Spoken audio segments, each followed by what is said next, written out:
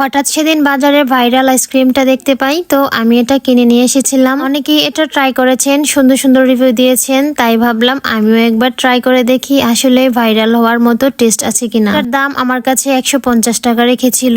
এখন দেখা যাক ভাইরাল অনুসারে এই আইসক্রিমটার টেস্ট কেমন, নাকি আমার 150 টাকা পুরোটাই চলে গেল। এটা খোলার পর দেখি ভিতরে দুইটা প্লাস্টিকের চামচ দেয়া আছে। সত্যি অনেক সুন্দর লাগছিল। এরপর টেস্ট করার আগে দারুণ একটা স্মেল আসছিল, ফ্রেশ পেস্তা বাদামের মতো গ্রান। প্রথম বাইটে খেয়ে আমার কাছে সত্যি খুব ভালো লেগেছে। আইসক্রিমটা অনেক মজার আর স্মেলটা ছিল আলাদা ধরনের, স্পেশাল ভাইব দিচ্ছিল। বলতে গেলে 150 টাকা মোটেও নষ্ট যায়নি। আমি ইতিমধ্যে অনেকটা খেয়ে ফেলেছি, কারণ সত্যি বলতে আইসক্রিমটা আমার বেশ পছন্দ হয়েছে। একদম নর্মাল অন্য আইসক্রিমের মতোই, শুধু স্মেলটা একটু ডিফারেন্ট, সেজন্যই বিশেষ ভালো লেগেছে। তোমাদের মধ্যে কে কে এটা ট্রাই করেছো অবশ্যই কমেন্টে জানিও।